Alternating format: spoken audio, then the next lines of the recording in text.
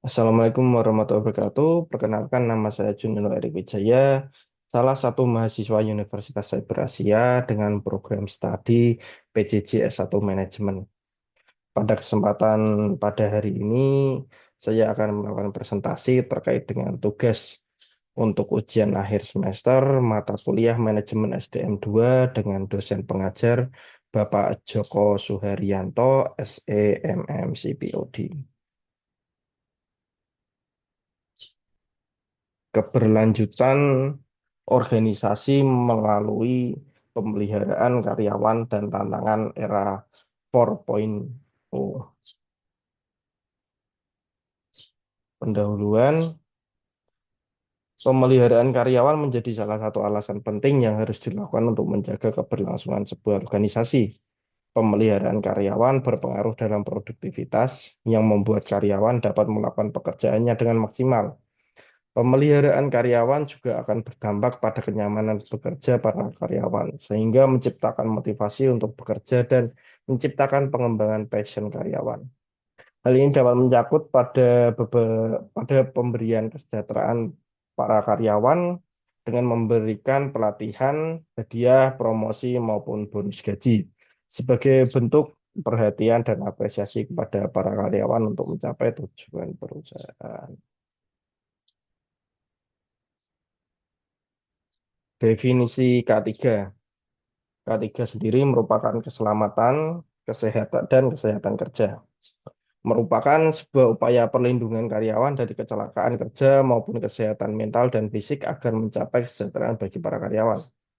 Tujuan K3 sendiri yaitu menghindari munculnya penyakit yang diakibatkan oleh tekanan kerja, seperti stres, lalu meningkatkan efektivitas kerja, menciptakan lingkungan kerja yang sehat, aman, dan nyaman, lalu meningkatkan reputasi sebuah organisasi dan mencegah sebuah organisasi dari sanksi hukum ketenaga kerjaan.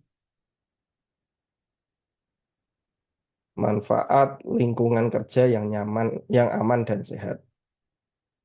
Yang pertama ada meningkatkan kerjasama antar karyawan, lalu mengurangi konflik di lingkungan kerja, mencegah kelelahan dan stres bagi karyawan, mendorong produktivitas karyawan, dan yang terakhir menurunkan resiko kecelakaan kerja. Jenis gangguan terhadap K3. Yang pertama ada cedera maupun luka karena tertimpa alat berat, lalu terpapar virus dan zat kimia yang berbahaya, terjepit mesin pada saat bekerja di pabrik, keracunan makanan yang tersedia di dapur perusahaan atau organisasi, lalu sakit punggung karena terlalu lama duduk di depan komputer pada saat bekerja. Strategi mitigasi mengatasi gangguan terhadap K3. Yang pertama, melakukan pengecekan secara berkala pada alat berat yang akan digunakan oleh karyawan. Menyediakan masker untuk mencegah virus dan zat kimia yang berbahaya. Menyediakan alat pelindungan mesin pada saat bekerja di pabrik. Mengawasi tanggal expired makanan yang tersedia di dapur perusahaan atau organisasi. Lalu membuat sistem kerja yang membuat karyawan dapat beristirahat sejenak saat bekerja. Cara manajemen sumber daya manusia mempersiapkan dan mengupgrade diri menghadapi era 4.0. Manajemen sumber daya manusia atau MSDM di era 4.0 dapat dilakukan dengan memberikan pelatihan berbasis digital kepada para karyawan. Langkah selanjutnya dapat dilakukan dengan membiasakan karyawan untuk menggunakan platform digital untuk bekerja. Contohnya, melakukan absensi menggunakan Face Recognition Absence System atau FRAS yang mempunyai fitur pemindai wajah, penggunaan Artificial Intelligence AI untuk mempercepat efisiensi kerja juga dapat dilakukan agar MSDM dapat lebih mengupgrade diri di era 4.0. Implementasi MSDM di era 4.0. Pengimplementasian MSDM di era 4.0 dapat ditemukan di perusahaan internasional seperti Apple. Perusahaan Apple telah menggunakan Artificial Intelligence atau AI untuk melatih karyawan di era 4.0. Perusahaan Apple juga mengimplementasikan MSDM dengan memanfaatkan program kesehatan mental berbasis digital untuk para karyawannya. Apple juga telah menerapkan work from home menggunakan alat meeting online yang mendukung karyawan untuk bekerja dari jarak jauh.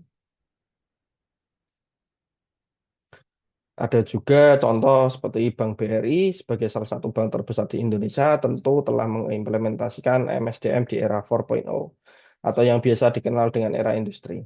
Pengimplementasian ini dilakukan oleh Bank BRI dengan bantuan Artificial Intelligence atau AI dalam perekrutan karyawan baru Bank BRI. Cara ini tentu lebih cepat dibanding menyeleksi secara manual tanpa menggunakan Artificial Intelligence. Bank BRI juga membuat platform berbasis digital yaitu BRI Smart yang dapat membantu karyawan untuk belajar secara mandiri menggunakan platform online. Terima kasih, cukup sekian presentasi dari saya. Mohon maaf bila ada kata-kata yang salah.